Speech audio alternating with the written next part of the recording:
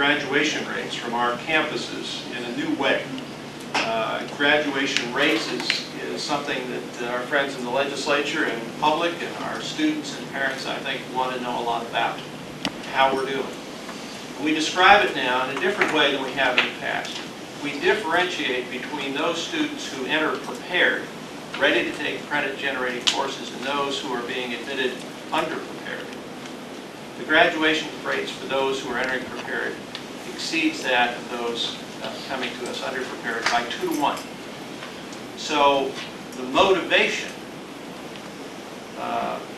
in very real part, on our part, in higher education is to understand that our success is very intimately tied to the success of our K-12 system. And that's why all of this is so important, that we share the solution to these challenges together. Our final speaker is this other Whitlock guy. His name is Benjamin Whitlock, and he is a junior at the Greene County High School, where he maintains a 4.0 average.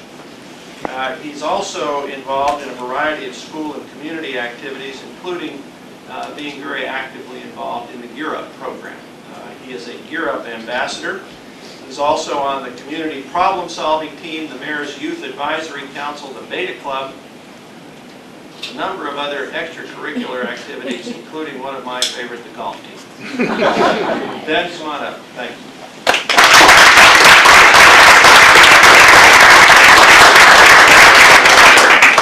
Thank you. And I'm a little excited about that game.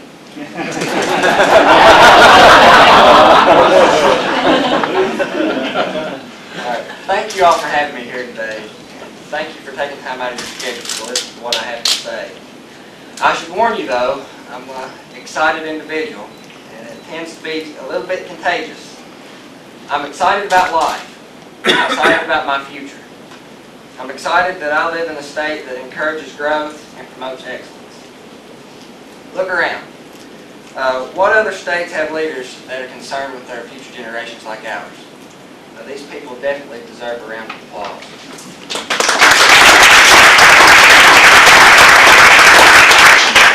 I am a teenage student from rural Kentucky.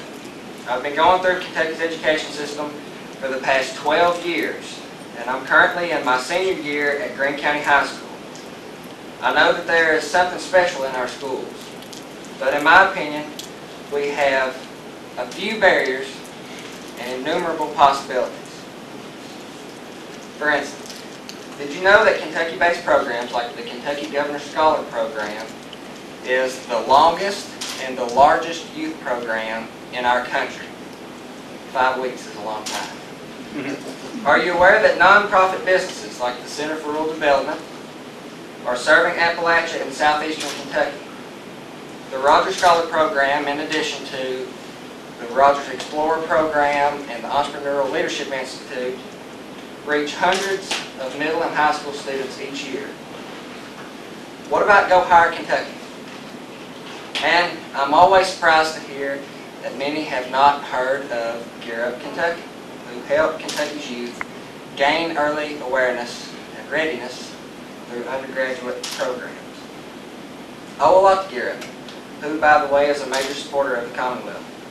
Gear Up partners with the National Council for Community and Education Partnerships, a Washington, D.C. based nonprofit organization.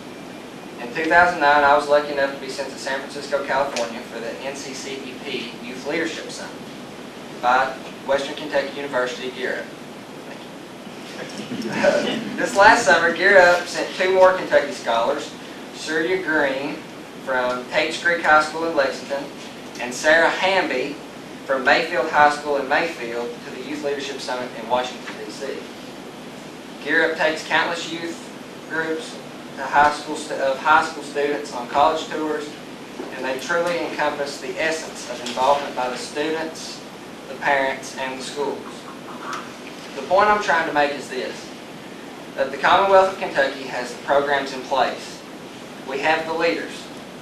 We have the potential. And this excites me. There are, however, barriers that we must overcome. The biggest, I feel, is low expectations. I'll use this example. 2 horse farmers in Kentucky decided that they would test the strength of their animals. They harnessed an average-sized horse to a cart and determined that the maximum amount that that horse could pull was 2,500 pounds. Then the 2 decided that they would harness another horse to the cart. Now, reason tells us that the 2 horses should be able to pull 5,000 pounds, twice the amount of the 1 horse. But when the 2 farmers harnessed the 2 horses together, they were shocked to find that the 2 horses could pull 10,000 pounds. 1 horse did not pull 2,500 and the other 7,500. Both were fully capable of pulling 5,000 pounds each. 1 horse settled to pull 2,500, and the other horse merely encouraged his partner to reach his full potential. As a society, we tell young people that they're not expected to do hard things, so they don't. We can overcome the barriers that we face by raising those expectations for Kentucky students. We can do hard things, and we want to do hard things. Students, parents, educators, and leaders, I encourage you to raise the expectations for Kentucky youth. I encourage you to encourage them. And if you do, I can just about promise you that they will not only excel, but they'll be excited about it. Thank you.